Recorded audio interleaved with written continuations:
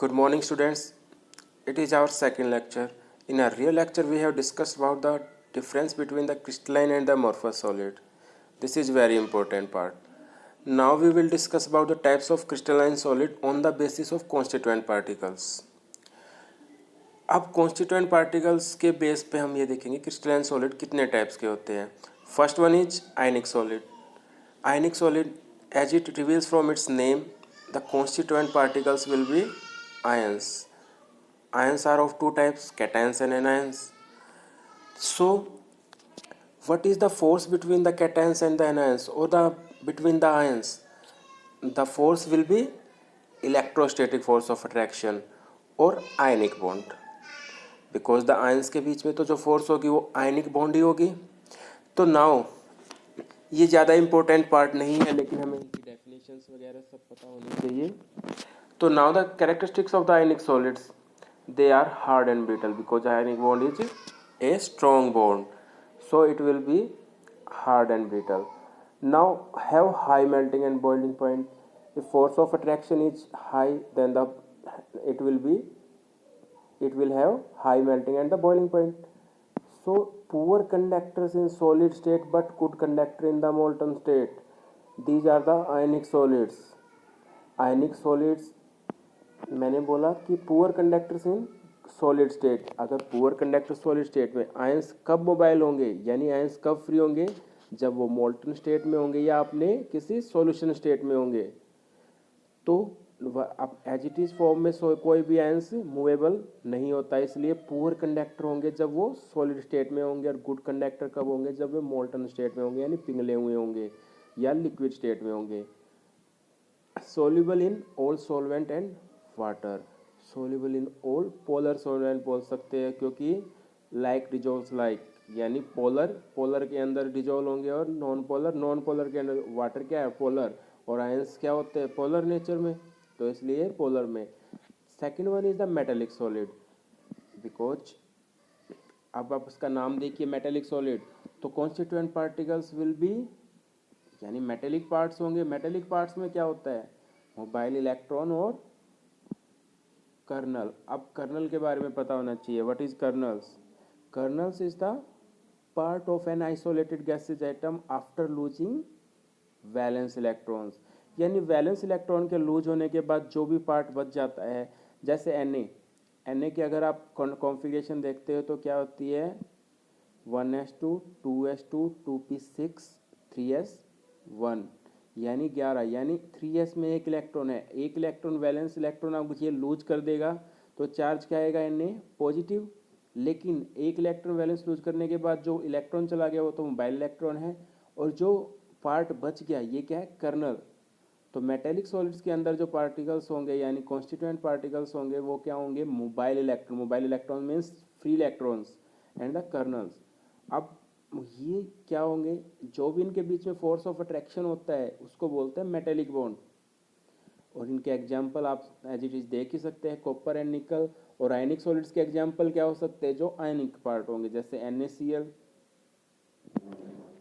अब the characteristics of the metallic solids, sorry यहाँ पे मेटेलिक सॉलिड्स लिखना होना चाहिए, hard as well as soft, क्योंकि मेटेलिक बॉन्ड भी क्या होते हैं, स्ट्रॉन्ग बॉन्ड होता है.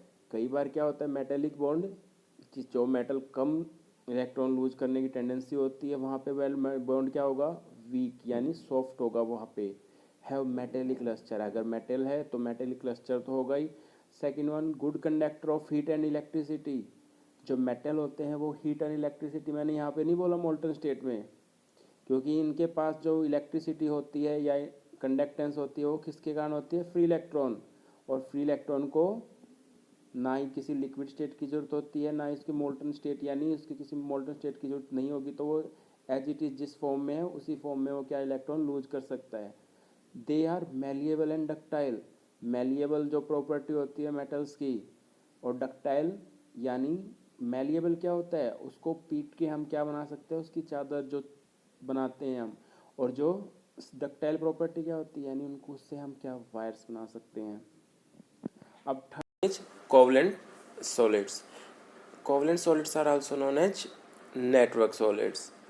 As it reveals from its name, constituent particles will be bonded atoms and the force of attraction will be covalent bond. What is a covalent bond? Covalent bond is the bond which is formed by equal sharing of electrons. Equal sharing of electron से अगर जो bond बनता है उसको क्या कहते हैं? Covalent bond. Because अब मैं एक एग्जांपल ले रहा हूँ. For example carbon. Carbon has tetravalency. Tetravalency है तो ये 4 यानी नेटवर्क बनाएगा, एक 4 तरफ तरीके से बॉन्ड बनाएगा, 4 तरफ से बॉन्ड बना सकता है जो एक चैन की फॉर्म में आगे आगे बनता चला जाएगा. For example diamond. So since there is continuous network of covalent bonds forming a giant 3D structure, यानी 3D स्ट्रक्चर बन रहा है, इसलिए इनको क्या बोलते हैं? जाइंट मॉलिक्यूल्स भी बोला जाता है. सॉरी, स्पेलिंग जाइंट की GIANT है, यहाँ पे लिखने में गलती से लिखा गया है. For example diamond and quartz और ग्रेफाइट. अब मैं कुछ कैरेक्टरिस्टिक्स बोल रहा हूँ. Characteristic of covalent solids, these are hard. मैंने सॉफ्ट नहीं बोला क्योंकि covalent bond is the strongest bond. Covalent bond is the strong bond, so the molecules और so the solids will be very hard and have extremely high melting point.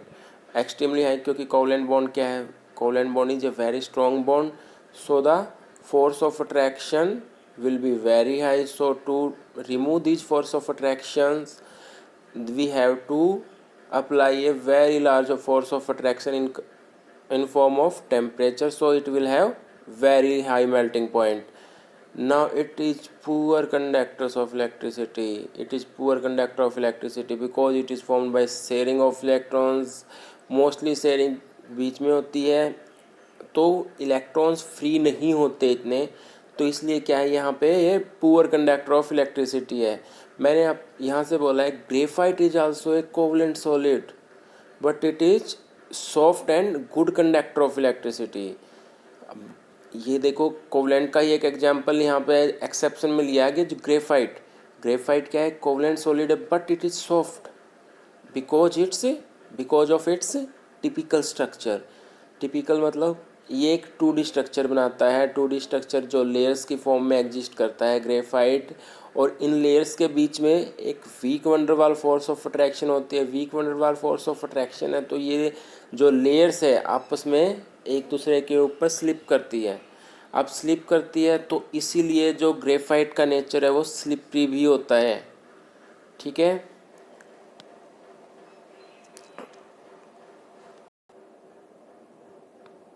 Molecular solid. अब molecular solid क्या होते हैं? Molecular solid में अब पहले बात हम किस बेस पे टाइप इसके देख रहे हैं?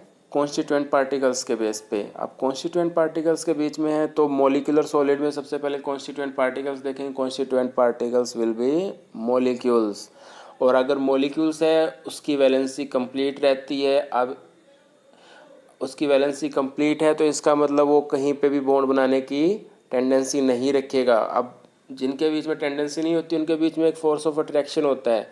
वो क्या होता है? Weak van der Waals force of attraction. तो मोलिकुलर सॉलिड के बीच में जो फोर्स ऑफ अट्रैक्शन होगा वो weak van der Waals force of attraction होगा. These are subdivided into 3 सब कैटेगरीज. अब जो 3 सब कैटेगरी जो वीक वंडरवाल फोर्स होते हैं 3 टाइप्स के होते हैं. अब मैंने weak van der Waals force of attraction है, जैसे मैंने बोला मॉलिक्यूल्स के कितने टाइप्स के होंगे? 2 टाइप्स के, पोलर और नॉन पोलर. अब जो नॉन पोलर है पहले उसको पढ़ते हैं. नॉन पोलर मॉलिकुलर सॉलिड्स से उनके बीच में तो पोलैरिटी ही नहीं है, तो वहाँ पे सबसे वीकेस्ट बॉन्ड होगा. जहाँ पे पोलैरिटी ही नहीं है तो इसका मतलब जो डाइपोल है यानी पोलैरिटी पोल्स क्रिएट होने चाहिए. जैसे फॉर एग्जांपल हम HCl का एग्जांपल लेते हैं. H के ऊपर डेल्टा पॉजिटिव चार्ज आता है, Cl के ऊपर डेल्टा नेगेटिव चार्ज आता है. क्यों? Cl is more electronegative than H, यानी हाइड्रोजन से ज़्यादा इलेक्ट्रोनेगेटिव है क्लोरीन. तो वो क्या करता है, जो पहले तो जो उसने बॉन्डेड इलेक्ट्रॉन्स है स्टार्टिंग में तो शेयरिंग की है, लेकिन लास्ट में जब क्या होता है जिसकी लाठी उसकी भैंस, तो क्लोरीन क्या करता है इलेक्ट्रॉन्स को अपनी तरफ अट्रैक्ट कर लेता है. इलेक्ट्रॉन्स को अपनी तरफ अट्रैक्ट कर लेगा तो क्लोरीन पे तो डेल्टा नेगेटिव चार्ज आ जाता है, और हाइड्रोजन पे डेल्टा पॉजिटिव। क्यों? क्योंकि chlorine is more electronegative than hydrogen. अब इसके अगर ये सबसे ज़्यादा वीक फोर्स ऑफ अट्रैक्शन है तो इसका मतलब ये बिल्कुल सॉफ्ट होंगे, तो मेल्टिंग पॉइंट बहुत लो होगा इनका, और इसका मतलब ये क्या हो गया, एग्जिस्ट इन सॉलिड स्टेट में तो बहुत कम ही टेंडेंसी होगी इनकी एग्जिस्ट करने की, क्योंकि फोर्स ऑफ अट्रैक्शन सॉलिड में तो बहुत ज़्यादा होता है और इनके बीच में फोर्स ऑफ अट्रैक्शन बहुत कम है। तो क्या होगा, एग्जिस्ट इन लिक्विड और gases state, non conductor of electricity. क्योंकि यहाँ पे देखो, पहले हमने अगर पढ़ा था मॉलिक्यूलर सॉलिड्स के बारे में, मॉलिक्यूलर सॉलिड से पहले कोवलेंट सॉलिड्स के बारे में। कोवलेंट सॉलिड्स में हमने बोला था क्योंकि पोलर भी हो जाते हैं, लेकिन हम यह बात ही किसकी बात करें, नॉन पोलर की। नॉन पोलर यहाँ पे पोलैरिटी भी नहीं है, तो आयन क्रिएट नहीं होने, आयन क्रिएट नहीं, तो इसका मतलब ये क्या होंगे, नॉन कंडक्टर ऑफ इलेक्ट्रिसिटी। अब दूसरा क्या होता है, पोलर मॉलिक्यूल्स। पोलर मॉलिक्यूल्स में क्या होता है, पोलर मॉलिक्यूल्स में होते हैं दो टाइप्स के, एक में जहाँ पे पोलैरिटी कुछ ज़्यादा है और एक में पोलैरिटी कुछ कम है। अब पोलैरिटी ज़्यादा है या कम है उस बेस पे देखते हैं हम। पोलर अगर हम देखते हैं पोलर मॉलिक्यूलर सॉलिड्स, तो constituent particles will B polar molecules and held together by the dipole force of attraction. यहाँ पे देखा था हमने, क्योंकि डाइपोल क्रिएट ही नहीं हो रहे थे, तो डाइपोल क्रिएट ही नहीं, यानी पोल्स ही क्रिएट नहीं हो रहे थे, तो पोल्स क्रिएट नहीं हुए थे, तो वहाँ पे कोई डाइपोल फोर्स ऑफ अट्रैक्शन नहीं बना था। तो इसलिए वो क्या थे, एक वीक डिस्पर्सन फोर्स, जिसको लंदन डिस्पर्सन फोर्स भी बोलते हैं, उससे है, उसके द्वारा क्या थे, एक दूसरे से अटैच थे। लेकिन यहाँ पे पोलर मॉलिक्यूल्स है, पोलर मॉलिक्यूल्स से डाइपोल्स क्रिएट होते, इसलिए force of attraction will be dipole force of attraction. अब एग्जाम्पल इसका बोला सॉलिड HCl, क्योंकि देखो HCl, H delta positive, Cl delta negative. अगर यहाँ पे नॉन पोलर का एग्जाम्पल कुछ लेते हैं तो सेम टाइप का ले सकते हो, जैसे आप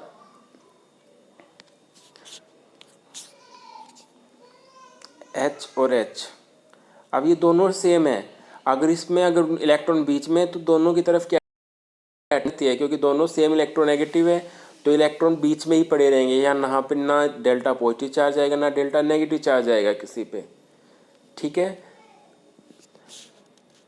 अब दूसरी चीज़ हमने देखी कि पोलर मॉलिक्यूल्स में मैंने HCl आपको पहले भी बताया था कि H के ऊपर डेल्टा पॉजिटिव है और Cl के ऊपर डेल्टा नेगेटिव चार्ज, इसलिए यहाँ पे पोल्स क्रिएट हो रहे हैं, पॉजिटिव और नेगेटिव पोल्स, इसको डाईपोल बोला क्योंकि दो पोल है, इसलिए इनके बीच में force of attraction dipole force of attraction है। अब डाईपोल फोर्स ऑफ अट्रैक्शन है। अब हाइड्रोजन बॉन्डेड मॉलिक्यूलर सॉलिड्स क्या होते हैं, हाइड्रोजन बॉन्डेड मॉलिक्यूलर सॉलिड जिसमें क्या हो गया, constituent particles are the polar molecules, फिर से पोलर मॉलिक्यूल्स है, लेकिन इनके बीच में having hydrogen bond. Hydrogen bond is nothing but a dipole force of attraction, but its magnitude is very high as compare to dipole force of attraction. अगर electronegativity difference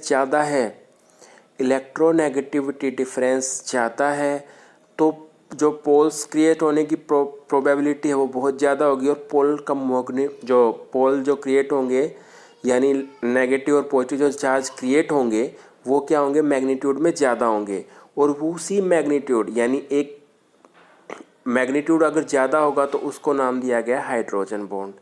तो hydrogen bond क्या है, hydrogen bond is nothing but it is A dipole force of attraction, but its magnitude is very high. It forms between the hydrogen and the most electronegative atoms like fluorine, nitrogen, oxygen. कुछ इन तरीके, यानी phone के form में याद कर सकते हो, fluorine, oxygen, nitrogen. अगर हाइड्रोजन के इन तीन के साथ बॉन्ड है तो यहाँ पे पोल्स बहुत ज़्यादा, यानी पोल्स जो डाइपोल होगा उनका मैग्नीट्यूड क्या होगा, बहुत ज़्यादा होगा, और उसके यानी चार्जेस ज़्यादा होंगे तो ऑब्वियसली है जो फोर्स ऑफ अट्रैक्शन है वो भी क्या, ज़्यादा ही होगा। इसलिए क्या होते हैं जनरल, क्योंकि देखो है तो क्या वंडरवाल फोर्स ऑफ अट्रैक्शन ही है, कोई वैसा तो बॉन्ड है नहीं, इसलिए क्या है, वैसे तो लिक्विड्स हो सकते हैं या सॉफ्ट सॉलिड्स हो सकते हैं। अब दूसरी चीज़ है क्या, नॉन कंडक्टर ऑफ इलेक्ट्रिसिटी। अब नॉन कंडक्टर ऑफ इलेक्ट्रिसिटी क्या है, नॉन कंडक्टर ऑफ इलेक्ट्रिसिटी क्यों, क्योंकि यहाँ पे भी अच्छी तरीके से जो प्योर फॉर्म में आयंस क्रिएट नहीं हो रहे हैं, ठीक है। जनरली मेल्टिंग एंड जो क्या है, generally melting and boiling points are higher than that of above 2, यानी हाइड्रोजन बॉन्ड जो है वो एक स्ट्रॉन्ग फोर्स ऑफ अट्रैक्शन है एज कम्पेयर टू जो यहाँ पे था dipole dipole force of attraction और लंदन डिस्पर्सन फोर्सेज। इसलिए यहाँ पे जो मेल्टिंग पॉइंट और बॉइलिंग पॉइंट है वो क्या होगा, ज़्यादा होगा। Now let's discuss about the some important topics. Unit cell, what is unit cell? first of all we will define it. Unit cell, for example, first of all we will define it, the smallest unit which gets repeated and repeat again to give a 3D structure, यानी एक छोटी सी unit जो बार बार repeat होके एक 3D structure produce करवा दे। For example अगर हमें कोई रूम बनाना है तो रूम में क्या होते हैं, सबसे स्मॉलेस्ट यूनिट हमने एक ब्रिक ले ली यानी ईंट ले ली। अब ईंट के ऊपर ईंट रखते जा रहे हो तो एक वॉल क्रिएट हुआ यानी 2D स्ट्रक्चर क्रिएट हुआ है। अब जो 2D स्ट्रक्चर है उसको रिपीट किया है तो एक रूम बन गया है, एक 3D स्ट्रक्चर बन गया है। तो जो ब्रिक है, ईंट है, वो तो क्या है, एक यूनिट सेल की फॉर्म में ले सकते हो। जो 3D स्ट्रक्चर बना है वो आगे हम पढ़ेंगे, वो क्या बन गया है, क्रिस्टल लेटिस। ठीक है, एक रूम का एग्जाम्पल मोस्टली टीचर्स इसी चीज़ का एग्जाम्पल देते हैं। तो what is the unit cell? The smallest unit which gets repeated and repeated again to give a 3D structure, यानी 3 डायमेंशनल स्ट्रक्चर दे रहे हैं बार बार रिपीट होने के बाद, वो स्मॉलेस्ट यूनिट, उस स्मॉलेस्ट यूनिट का नाम क्या दिया गया, यूनिट सेल का। अब जो यूनिट सेल है उसके कुछ टाइप्स देख रहे हैं। अब जो टाइप्स ऑफ यूनिट सेल है वो 2 टाइप्स के, यानी उस यूनिट सेल के अंदर पॉइंट्स कहाँ कहाँ हो सकते हैं उसके बेस पे अगर देखा जाए तो 2 टाइप्स के होते हैं। एक तो है प्रीमिटिव यूनिट सेल और दूसरी है non primitive unit cell. Primitive unit cell के अंदर जो पार्टिकल्स होंगे वो सिर्फ कहाँ होंगे, कॉर्नर्स के ऊपर। और नॉन प्रीमिटिव यूनिट सेल के अंदर क्या होगा, पार्टिकल्स होंगे वो कॉर्नर्स के साथ साथ कहीं और जगह पे भी होंगे, यानी कुछ और जगह पे भी अगर पार्टिकल्स है तो नॉन प्रीमिटिव यूनिट सेल है। अब उन कुछ और जगह को स्पेसिफाई करते चले जाओ तो कुछ और टाइप्स निकलते आएंगे, जैसे face centred unit cell. Face centred unit cell as it reveals from its name, face centred यानी फेस के सेंटर में होगा, यानी अगर जो पॉइंट्स है या पार्टिकल्स है फेस के सेंटर में भी है अलोंग विद कॉर्नर्स, कॉर्नर्स को नहीं भूलना है, कॉर्नर्स पे तो होंगे ही, प्रीमिटिव में भी होंगे और नॉन प्रीमिटिव में होंगे। प्रीमिटिव में सिर्फ कॉर्नर्स पे होंगे और नॉन प्रीमिटिव में कॉर्नर्स के साथ कुछ और जगह पे भी होंगे। जैसे फेस सेंटर्ड में फेस के सेंटर पे, यानी अब अगर हम एग्जाम्पल लगा यूनिट सेल को देखो, सबसे पहले मैं कुछ आपको एक चीज़ बता रहा हूँ। जो यूनिट सेल है हमारी जो साइंटिफिक एजम्पशन कहती है, particles are assumed as spheres and the unit cell is assumed as cube। तो क्यूब है, क्यूब के कॉर्नर्स कितने होते हैं फॉर एग्जांपल मैं अब यहाँ पे क्यूब बना के रखी है, तो देखो ये 8 कॉर्नर हो गए, 1 2 3, 1 2 3 4 5 6 7 और 8, ये 8 कॉर्नर्स हो गए। अब 8 कॉर्नर्स हैं, 8 कॉर्नर्स के साथ अब देखो मैं कह रहा हूँ ये फेस कौन कौन से होते हैं, एक तो सामने वाला फेस हो गया, ये वाला फेस हो गया, एक ये वाला फेस हो गया, एक ऊपर वाला फेस, एक इसके जो सामने वाले के पीछे वाला फेस ये मतलब, और एक नीचे वाला फेस और एक ये वाला, यानी टोटल 6 फेसेज आर देयर। अब 6 फेस है, यानी सभी के फेस के सेंटर में, यानी ये ऊपर वाला फेस है, इसका सेंटर मान लिया ये है, तो एक यहाँ पे होगा पार्टिकल, ये वाला फेस है, एक यहाँ पे होगा, एक ये वाला पार्टिकल है, एक यहाँ पे होगा, एक ये वाला फेस है, एक यहाँ पे होगा, एक ये वाला फेस है यहाँ पे होगा, और एक पीछे वाला जो फेस है वो एक वहाँ सेंटर में होगा।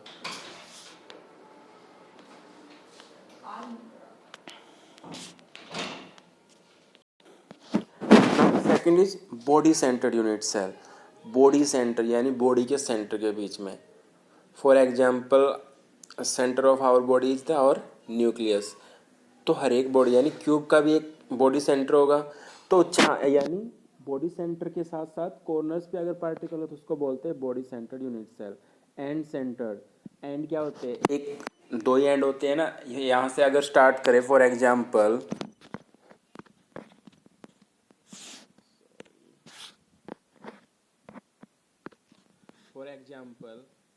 if we have if we start from here, the first end is here, then last end will be, or the end will be, second end will be here.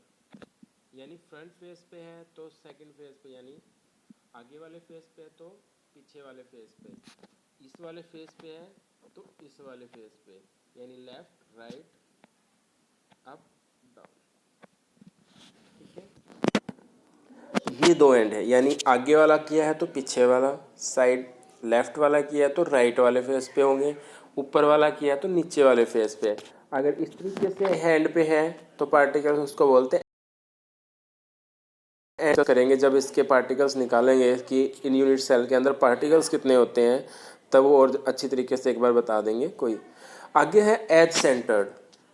अब एज क्या होते हैं, अब वापस क्यूब पे जाते हैं, एज कौन से होते हैं, वैसे पता है आपको, मुझे पता है, लेकिन एक बार बताना ज़रूरी है मेरे लिए। तो ये एजिज हैं किसी भी चीज़ के, 1 2 3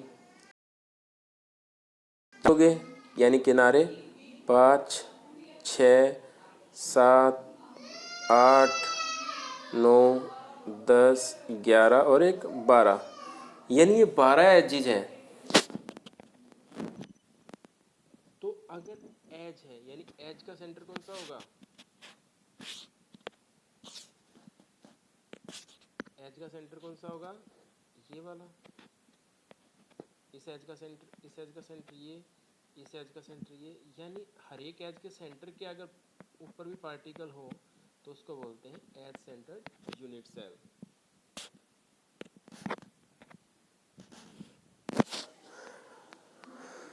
now the characterisation of unit cell. अगर हम किसी चीज़ को यूनिट सेल के बारे में पता करना चाहते हैं कि कौन सी यूनिट सेल है, तो उसके लिए कुछ पैरामीटर्स होते हैं।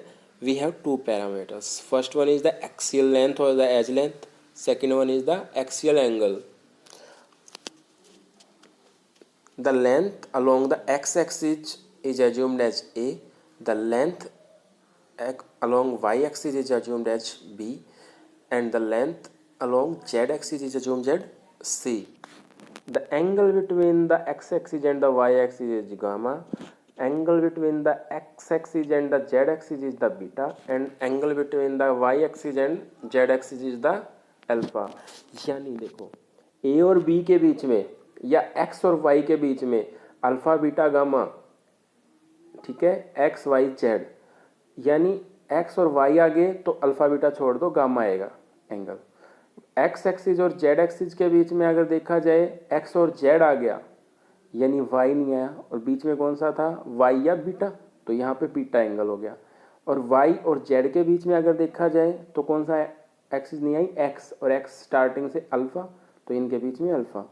तो इस तरीके से ये तीन एक्सियल एंगल्स होते हैं और 3 एक्सियल लेंथ्स होती हैं।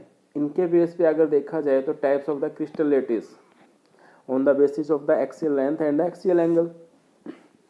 अब देखो, हमने पढ़ा था कि types of primitive unit cell. Primitive unit cell क्या होते हैं, सिर्फ कॉर्नर्स पे। अब कॉर्नर्स पे कितनी टाइप से होते हैं, यानी कॉर्नर पे, और हमने पार्टिकल्स यानी यूनिट सेल को मानना क्या है, क्यूब।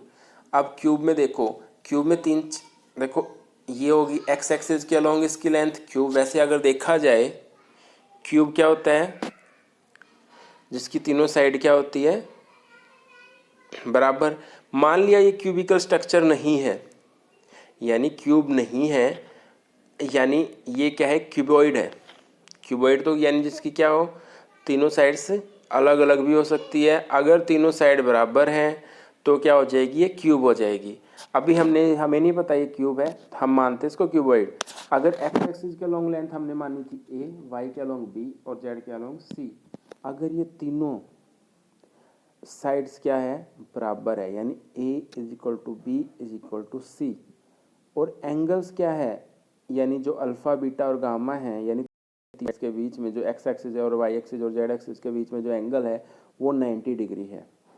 तो ये क्यूब बन गई है, तो इसको नाम दिया गया क्यूबिक। अब हमने क्या किया, एंगल सेम रखे हैं 90 डिग्री के सारे, अल्फ़ा भी, बीटा भी, गामा भी, लेकिन हमने क्या किया, ए और बी को तो बराबर रख लिया है और सी साइड को थोड़ा सा छोटा कर दिया है, यानी दो साइड्स बराबर कर दिया। देखो एक सीक्वेंस वाइज चलते हैं, पहले क्या है, एंगल सेम और साइड भी सेम है, यानी क्यूब बन गई। अब हमने क्या किया, एंगल सेम रख लिया लेकिन साइड, एक साइड को क्या कर दिया, छोटा या बड़ा कर दिया है। ठीक है, अब छोटा या बड़ा कर दिया तो वो बन जाती है टेट्रागोनल शेप। वैसे अगर मैथमेटिकल शेप भी हमें पता लग रही है यहाँ से, मैथमेटिकल शेप क्या होती है, जो यहाँ से अगर क्यूबॉइड यानी क्यूबिक स्ट्रक्चर के अंदर एक साइड को बड़ा या छोटा कर दिया जाए तो वो कौन सा शेप ले लेती है, टेट्रागोनल। ठीक है, इसके बाद हमने क्या किया, ए बी और सी यानी अल्फ़ा बीटा गामा को क्या कर दिया, 90 डिग्री वही सेम रखा है, और साइड, तीनों साइडों को क्या कर दिया है, अलग अलग कर दिया है। तो ये क्या बन गया है, ऑर्थोरोम्बिक। अब इस स्ट्रक्चर का नाम क्या है, ऑर्थोरोम्बिक। अब चौथा क्या है, फोर्थ वन इज, हमने क्या किया, साइड्स सारी अलग अलग ही हैं। अब यहाँ पे देखो, फर्स्ट में हमने क्या किया, जो एंगल वो सारे सेम रखे हैं, और साइड पहले क्या हुए, तीनों सेम थी, फिर दो सेम है, फिर तीनों अलग अलग है। फिर इसमें बाद क्या किया है, अल्फ़ा बीटा, जो अल्फ़ा और गामा यानी एंगल को अलग कर दिया है, और साइड्स भी तीनों क्या करिए, अलग ही रखी है, क्योंकि यहाँ से एक सीक्वेंस वाइज चल रहे हैं हम। साइड भी तीनों क्या है, अलग है, और अब एक एंगल अलग कर दिया है, साइड तीनों अलग ही है, एक एंगल अलग कर दिया। वो एंगल कौन सा कर दिया, अल्फा और गामा को तो रखा 90 डिग्री, लेकिन बीटा को क्या कर दिया हमने, not, beta is not equal to 90 degree. ठीक है, अब दूसरी चीज़ क्या है, हमने क्या किया, फिर से क्या किया, अल्फ़ा और बीटा को तो 90 डिग्री रख दिया, लेकिन गामा को हमने 90 डिग्री नहीं रखा, एक स्पेसिफिक केस दे दिया, उसको गामा को 120 डिग्री कर दिया है। और साइड में क्या किया, ए और बी को तो सेम रखा, लेकिन सी को उसके बराबर नहीं रखा, यानी दो साइड सेम है, एक साइड नहीं सेम है। ठीक है, तो ये क्या बन गया, हेक्सागोनल। अब अगर देखा जाए रोम्बोहेड्रल, रोम्बोहेड्रल स्ट्रक्चर क्या है, उसमें क्या किया हमने, अल्फ़ा और बीटा को सेम रखा, लेकिन गामा को, देखो यहाँ पे मैंने स्पेसिफिक केस लिया था 120 डिग्री का, लेकिन गामा को हमने 90 डिग्री के इक्वल नहीं लिया, चाहे एंगल कुछ भी हो जाए, अब उसको बोला है रोम्बोहेड्रल। अब साइड तीनों सेम है, और क्या है, alpha is equal to beta is equal to 90 degree, but gamma is not equal to 90 degree. अब जो लास्ट वन है ट्राइक्लिनिक, अब ट्राइक्लिनिक में क्या किया है, ट्राइक्लिनिक में क्या किया, ना तो तीनों साइड बराबर है, ना तीनों एंगल, कोई भी एंगल क्या है, 90 डिग्री के इक्वल नहीं है, यानी ना ही कोई साइड बराबर है, एक सेकेंड, और ना ही कोई एंगल 90 डिग्री के इक्वल है।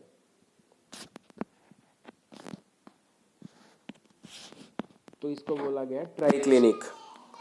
अब देखो सबसे पहली बात, देखो तीनों साइड बराबर है और तीनों एंगल 90 डिग्री किस में थी, क्यूबिक, यानी सबसे सिमेट्रिकल शेप किसकी है, क्यूबिक की।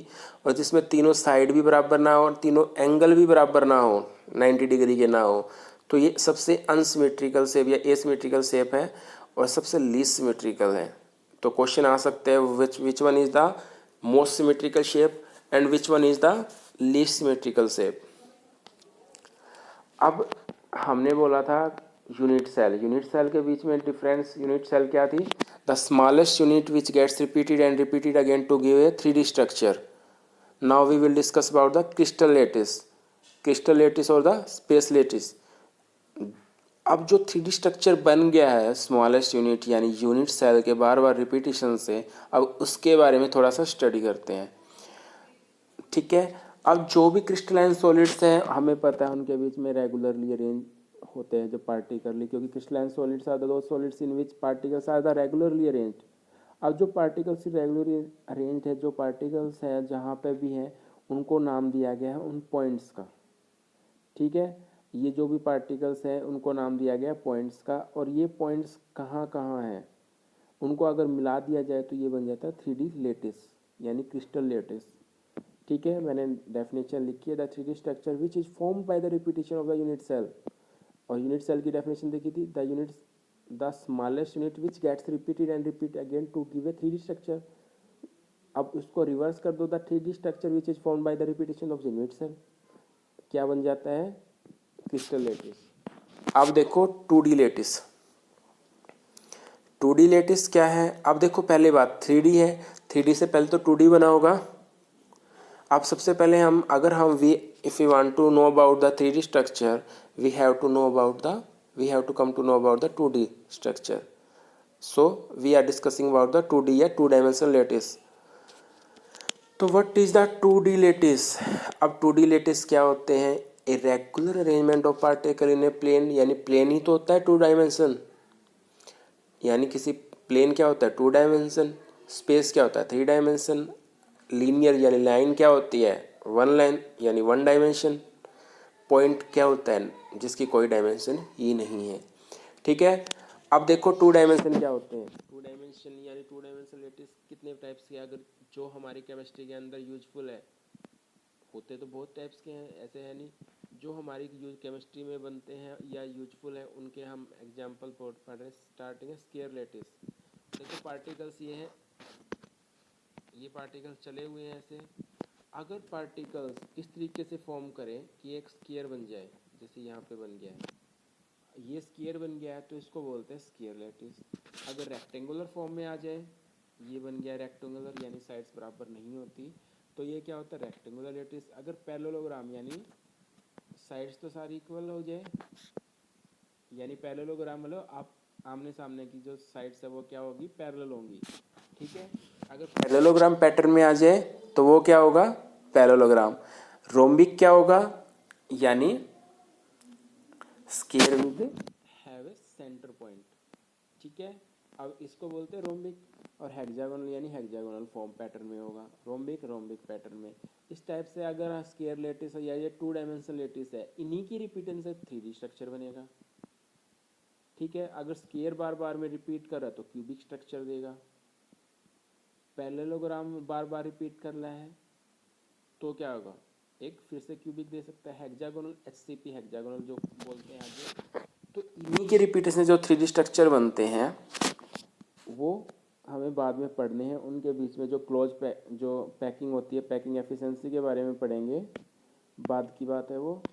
अब जो ये जो लेटिस है, यानी हमने जो 7 टाइप्स ऑफ लेटिस है, अब क्यूबिक के अंदर और भी लेटिस होते हैं जैसे BCC। अभी जो अब क्यूबिक स्ट्रक्चर बन गया है, यानी क्यूबिक स्ट्रक्चर बन गया है, जैसे हमने क्यूबिक स्ट्रक्चर में क्या था, जो तीनों लेंथ बराबर है और एंगल्स क्या है 90 डिग्री के हैं। अब इस क्यूबिक स्ट्रक्चर वो 3 फॉर्म में एग्जिस्ट करता है। वो 3 फॉर्म कौन कौन सी है? BCC, FCC और सिंपल। यानी क्यूब में इस तरीके से 3 फॉर्म में एग्जिस्ट करता है, इसलिए मैंने क्यूब के आगे 3 लिखा। टेट्रागोनल 2 फॉर्म में एग्जिस्ट करता है और रोम्बिक 4 फॉर्म में एग्जिस्ट करता है। इसी मोनोक्लिनिक 2 में, हेक्सागोनल है, रोम्बोहेड्रल है एंड ट्राइक्लिनिक है, वो एक एक फॉर्म में एग्जिस्ट करता है। तो ये अगर हम इनको टोटल करेंगे तो ये सारे के सारे मिला के 14 यानी 14 टाइप्स के जो क्रिस्टल लेटिस है, इन्हीं को अगर हम कलेक्टिवली देखें बोलते हैं ब्रेविस लेटिस। तो ब्रेविस लेटिस क्या है? There are total 14 types of lattices are available, collectively known as Bravais lettuce.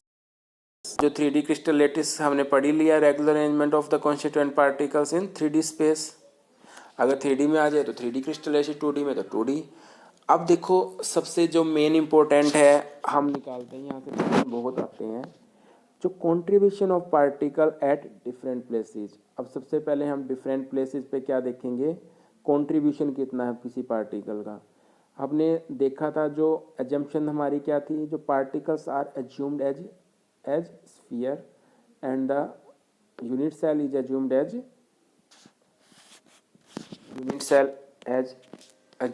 As cube.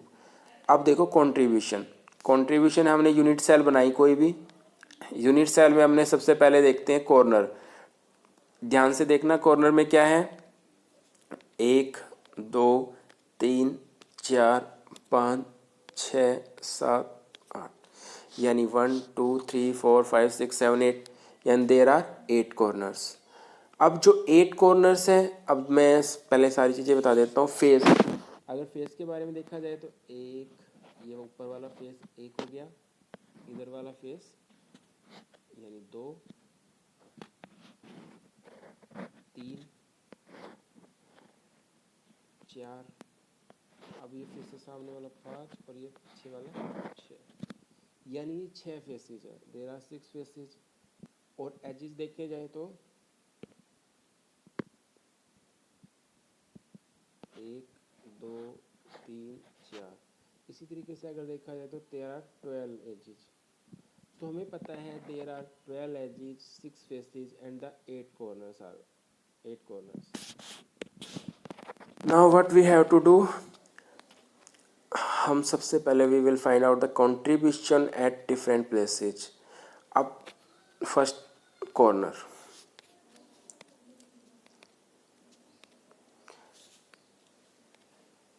इस कॉर्नर के बारे में अगर हम डिस्कस करने लग जाएं कि इसका कंट्रीब्यूशन कैसे पता करेंगे, ठीक है। इस कॉर्नर का अगर हम देखा जाए, एक सेकेंड, अब इस कॉर्नर को अगर देखा जाए, इसके ऊपर अगर एक क्यूब और रख दी जाए तो ये 2 से शेयरिंग हो जाएगी इस कॉर्नर की, सेम एज इट इज एक क्यूब ऊपर आ जाए तो ये कॉर्नर क्या 2 से शेयर हो गया है।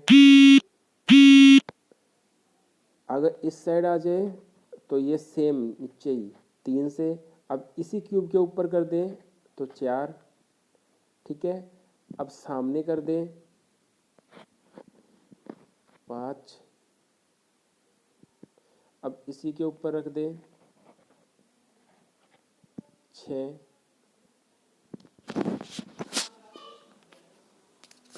अब इसी तरीके से अगर देखा जाए इसके पीछे रखे 7 और इधर रखे तो यानी ये वाला ये वाला ये वाला ये वाला ये वाला ये वाला, यानी ये जो कॉर्नर है वो 8 से, यानी इस क्यूब इस तरीके से अगर ये कॉर्नर देखा जाए तो इसके चारों तरफ से 8 क्यूब आ सकते हैं जिससे ये शेयर होगा, यानी contribution at corner will be 1/8, क्योंकि एक कॉर्नर अगर 8 से शेयरिंग है तो एक क्यूब के अंदर उसका हिस्सा कितना आएगा 1/8।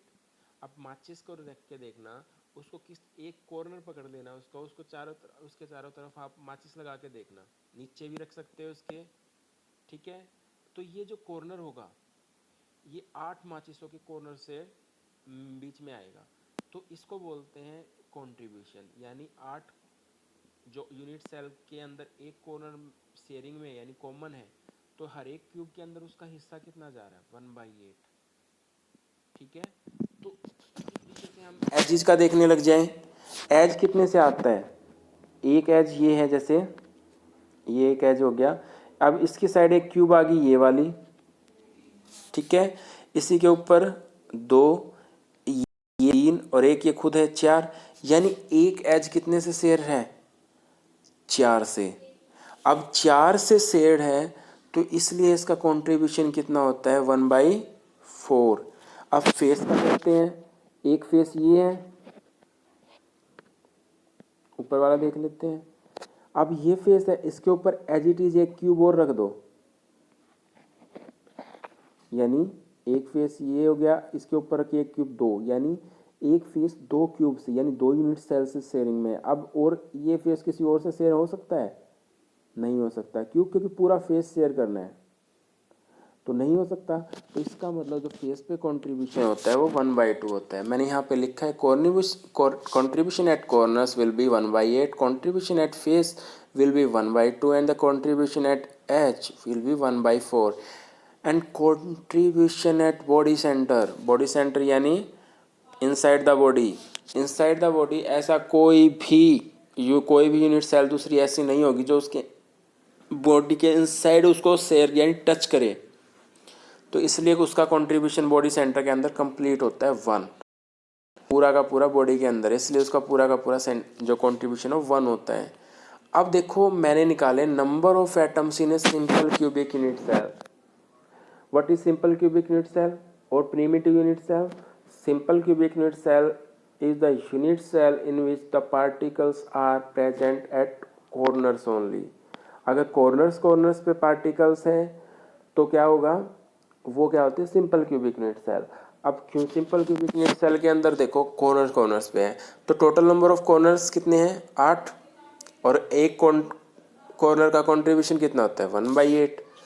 तो पार्टिकल्स निकालने यानी एक कॉर्नर पे कितना होता है 1/8। ध्यान से सुन लेना फिर से 1/8। अभी पता भी किया था कैसे इस कॉर्नर को देखोगे आप, तो ये एक कॉर्नर यानी इस क्यूब को इधर से ऊपर से नीचे से साइड से करते जाओगे आप, तो ये 8 से शेयरिंग में आएगा। अगर 8 से शेयरिंग में आएगा तो इसका कंट्रीब्यूशन 1/8 होगा। अब कंट्रीब्यूशन 1/8 है,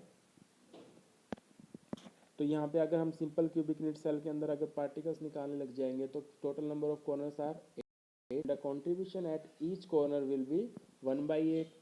तो 8 गुना यानी 8 multiply 1/8, the particle will be only 1।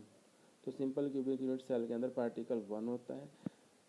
यानी नंबर ऑफ एट आप दूसरी चीज देखते हैं, number of atom is in face centred cubic unit cell. Face centred cubic unit cell is the unit cell in which the particles are present at corners along with center of each face. There are 6 faces and the 8 corners. Now if we want to find out the number of atoms in FCC or face centered cubic unit cell, now the particles are present at corners along with face centers. There are 8 corners and the 6 faces, and the contribution is 1/8 and 1/2 respectively. So the number of atoms 8 into 1/8, क्योंकि 8 corner थे और contribution corner पे कितना था 1/8। ठीक है, 8 into 1/8। अब दूसरी जगह कहाँ पे प्रेजेंट है, फेस के सेंटर्स पे। फेस कितने होते हैं 6, तो there will be 6 face centres. तो 6 इंटू 1/2, क्योंकि फेस का कंट्रीब्यूशन कितना था 1/2। सो 8 इंटू 1/8 प्लस 6 इंटू 1/2, 1 प्लस में 3 इज इक्वल टू 4। यानी एफसीसी के अंदर face centred cubic unit cell के अंदर जो पार्टिकल्स कितने होते हैं 4 यानी 4। Number of atoms in body centred cubic unit cell, number of atoms in body centred cubic unit cell के अंदर अब वही क्या है, body centre cubic unit cell is the unit cell in which the particles are present at corners along with body centre. अब body centre के साथ corners पे contribution 1/8, 8 corners 8 into 1/8। Body centre कितना होता है, किसी भी बॉडी का सेंटर एक ही होगा तो 1, और कंट्रीब्यूशन कितना होता है क्योंकि वो इनसाइड द बॉडी होता है, वो किसी से टच नहीं करेगा, किसी से शेयर नहीं करेगा, तो पूरा का पूरा कंट्रीब्यूशन होता है उसका 1। तो 1 इंटू 1, तो 8 इंटू 1/8 प्लस 1 इंटू 1, तो contribution the particles will be 2। अब देखते हैं number of atoms in edge centred. Edge centred कहाँ, यानी एज के सेंटर पे होते हैं। देयर देखो एज सेंटर क्या होगा, the unit cell in which the particles are present at corners along with edge centres. यानी एज सेंटर्स के साथ साथ कॉर्नर्स पे कंट्रीब्यूशन कितना होता है कॉर्नर्स का 1/8। फिर से रिपीट करो, 8 इंटू 1/8 प्लस में देयर आर 12 एजेज, तो और एक एज का कंट्रीब्यूशन कितना होता है 1/4। तो 12 into 1/4, the particles will be 4। So the particles in FCC and the edge centred unit cell will be 4. Number of atoms in body centered cubic unit cell will be 2. Number of atoms in the end centered मतलब मैंने बताया था the particles, the unit cell in which the particles are present at corners along with 2 opposite faces।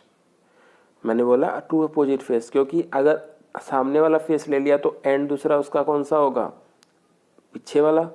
Right वाला लिया तो left वाला, up वाला लिया तो बॉटम वाला। ठीक है, तो दो फेस के सेंटर पे और कॉर्नर्स पे, तो ये एंड सेंटर्ड बन जाती है। 8 इंटू 1/8, क्योंकि 2 ही फेस लिए हमने इस बार, क्योंकि एंड सेंटर लिए, FCC नहीं लिए इस बार कि 6 फेस टोटल काउंट करोगे, क्योंकि एंड लिए हैं। तो 2 फेसेज हो गए 2, और है एक फेस पे कंट्रीब्यूशन 1/2, तो 8 इंटू 1/8 प्लस में 2 इंटू 1/2 फिर से 2। यानी द पार्टिकल्स इन द, या द नंबर ऑफ एटम्स और the particles in the BCC and N centered will be 2. Number of particles in the H centered or FCC is 4. number of particles in the simple cubic or primitive unit cell will be 1. देखो मैंने assumption अब यहाँ पे लिखी है, particles are assumed as sphere, unit cell is assumed as cube. देखो अब यहाँ पे थोड़ा सा मैथमेटिकल पोर्शन ज़्यादा आ गया, यहीं से कुछ थोड़ा सा ऊपर वाले तो सिर्फ डेफिनेशन. तो now we will discuss about the relationship between the nearest neighbour distance, radius of atom and the edge of the unit cell for pure element. Pure element means to say crystalline solids. अब first one is the simple cubic unit cell. देखो nearest neighbour distance क्या होती है. Nearest neighbour distance ये होती है कि दो एटम के बीच में internuclei distance. Internuclei distance is the distance between two nuclei. Okay, दो पार्टिकल जो सामने यानी टचिंग में है, सराउंडिंग में है, उनके बीच में जो भी डिस्टेंस होगी उसी को क्या नाम दिया गया, नियरेस्ट नेबर डिस्टेंस. जो सबसे पास का पड़ोसी होता है उससे उसकी डिस्टेंस कितनी है. ठीक है. अब first one is the simple cubic unit cell. हमने देखा था, हमने क्यूब बनाए थे. एक्चुअली क्यूब नहीं होते वो. जो पार्टिकल जो भी पैटर्न फॉलो करते हैं उसी को बोला गया है उसका नाम. जैसे मैंने अभी अगर देखा जाए पार्टिकल्स इस तरीके से फॉर्म है, जैसे 1 2 3 4. ठीक है. अब इसी के स्वयं ऊपर 5 6 7 8. अगर इस तरीके से फॉर्म है तो ये क्यूब ही बन गई है. ऐसे इसको मैच करे, इसी के ऊपर है तो क्यूब बन गई है. इसी को बोला था सिंपल क्यूबिक, क्योंकि यहाँ पे देखो और तो कहीं पार्टिकल है ही नहीं, सिर्फ इसके कॉर्नर है जहाँ पे पार्टिकल्स प्रेजेंट है. So first we have to know about the where the particles touch each other. Particle जहाँ टच करेंगे वहीं से नियरेस्ट नेबर डिस्टेंस निकाल सकते हैं. अगर हम सिंपल क्यूबिक यूनिट सेल्स की बात करें, जो ये कॉर्नर है यही मिलके क्या बना रहे हैं, यूनिट सेल. एज इट अगर हम देखें एज इट इज, अगर हम देखा जाए in real, there are not cubes, they are not cubes. जो पार्टिकल्स अगर क्यूबिकल स्ट्रक्चर बना रहे हैं तो उसी को क्या नाम दिया गया है, क्यूबिक यूनिट सेल. और क्यूबिक यूनिट सेल के अगर बीच में पार्टिकल हो जाए, अभी मैं बताऊंगा आगे, जैसे simple cubic unit cell. Simple cubic unit cell में जो पार्टिकल्स टच क्या करेंगे आपस में, यानी कॉर्नर्स पे ही होंगे सिर्फ. और कॉर्नर्स पे सिर्फ होंगे तो ये क्या होंगे, जो एज लेंथ है ये एक्सियल लेंथ होती है इनकी, इसके अलोंग क्या करेंगे आप उसमें एक दूसरे को टच करेंगे. अगर टच करेंगे तो यही क्या होंगे इनके बीच में जो नियरेस्ट नेबर डिस्टेंस यानी इंटरन्यूक्लियर डिस्टेंस ही क्या, यही क्या होगी इनकी नियरेस्ट नेबर डिस्टेंस. तो distance between the nearest neighbour distance क्या है, डी एज लेंथ. अब देखो मैंने मान लिया कि distance between the nearest neighbour, जो distance between the nearest neighbour को हमने मान लिया डी, और एज लेंथ हम एज्यूम करके चले हैं इसकी ए, और जो रेडियस ऑफ पार्टिकल क्या मान के चले हैं आर. अब देखो स्टार्टिंग फ्रॉम द फिगर, अब जो क्यूब है इससे अलग से ही पता चल रहा है क्या है, जो डी है वो क्या है, ए के बराबर. जो नियरेस्ट नेबर डिस्टेंस है वो क्या है, ए के बराबर. यानी यही क्या है, यही तो क्या है नियरेस्ट नेबर डिस्टेंस, यही तो है ना इंटरन्यूक्लियर डिस्टेंस. यही क्या है, एज लेंथ. यानी edge length is equal to nearest neighbour distance, D is equal to A. और ये है कितनी, आर, और आर 2r. यानी D is equal to A is equal to 2r. यानी nearest neighbour distance is equal to edge length is equal to twice of the radius. ये जो relation है ये निकालने हैं, ये कहाँ काम आएंगे, पैकिंग एफिशिएंसी निकालते वक्त. अभी ये आगे निकालेंगे, थोड़ा सा ध्यान से इन चीज़ों को ध्यान से रखना. अगर आपको कोई चीज़ नहीं समझ में आ रही है तो आप मुझे मैसेज कर सकते हैं, किसी टाइम पर मैसेज छोड़ सकते हैं. मैं अपने आप उसका जब भी मुझे टाइम मिलेगा मैं उसका रिप्लाई कर दूंगा. आगे देखो face centred cubic unit cell, ये तो सिंपल सी थी. अब face centred cubic unit cell में क्या होंगे, फेस के सेंटर पे भी होंगे पार्टिकल्स, यानी कॉर्नर्स पे तो है ही, और ये फेस के सेंटर पे. मैंने देखो ये कॉर्नर्स पे रखे पार्टिकल और ये फेस के सेंटर पे रख दिया है. अब कॉर्नर्स पे रखने के बाद फेस के सेंटर पे रखा है.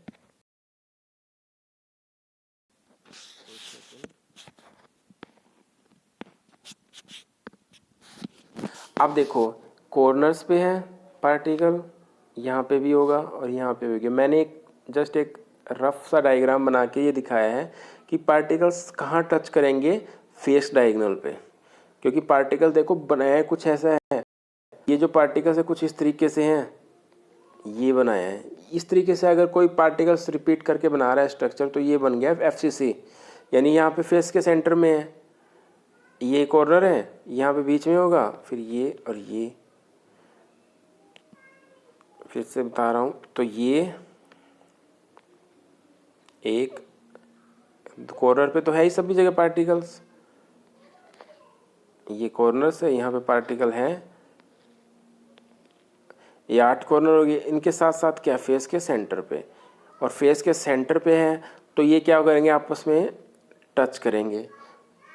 अगर फेस में अगर कोई पार्टिकल आ जाए, आप फॉर एग्जांपल अगर आप मार्बल्स लेते हैं, मार्बल्स को रखो 4 मार्बल यानी 4 मार्बल्स लो और उनके भी सेंटर में एक मार्बल्स और कर दो, यानी कॉर्नर वाली आपस में टच नहीं करेंगी, लेकिन जो फेस की जो डायगोनल वाली है वो तो आपस में टच कर रही है ना। तो इसी तरीके से फेस सेंटर्ड में क्या होंगे, जो फेस डायगोनल पे मार्बल्स यानी पार्टिकल्स वो क्या करेंगे, टच करेंगे। अब फेस डायगोनल पे अगर टच कर रहे हैं तो यहाँ से हम निकालेंगे नियरेस्ट नेबर डिस्टेंस। कैसे, अब देखो ये मान लिया कोई एक पार्टिकल, 2 पार्टिकल, 3 पार्टिकल, ये हमने ट्रायंगल अज्यूम कर ली, ये पॉइंट दे दिए इनको ABC। Now in the triangle assumption वही है, edge length will be A, nearest neighbour distance will be D and the radius of the particle will be R।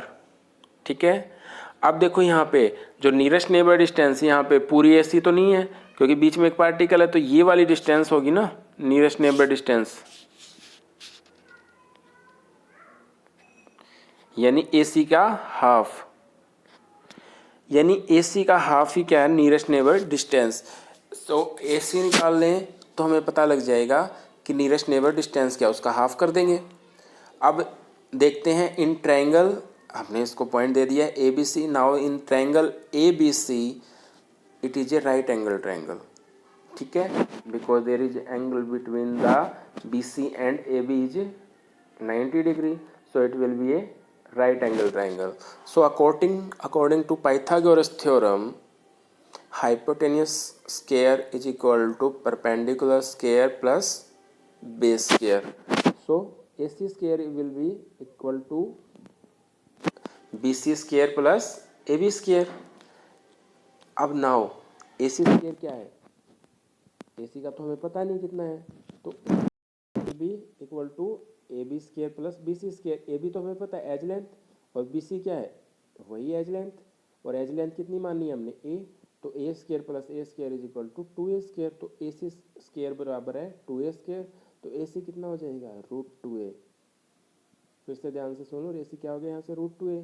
अब हमें निकालना क्या है, पहले तो ये निकालना था कि नियरेस्ट नेबर डिस्टेंस, रेडियस और एज लेंथ में रिलेशनशिप क्या है। हमें ये तो पता लग गया कि नियरेस्ट नेबर डिस्टेंस कितना है, AC/2, वो बाद की बात है पहले। लेकिन हम यहाँ देखते हैं अब AC कितना है, ये देखो AC कितना है, ये तो R इस साइड रहता है ना, इसलिए R यहाँ पे हो गया, ये भी R, लेकिन ये पूरा का पूरा पार्टिकल यानी R और R 2R यहाँ पे, तो टोटल कितना हो गया 4R।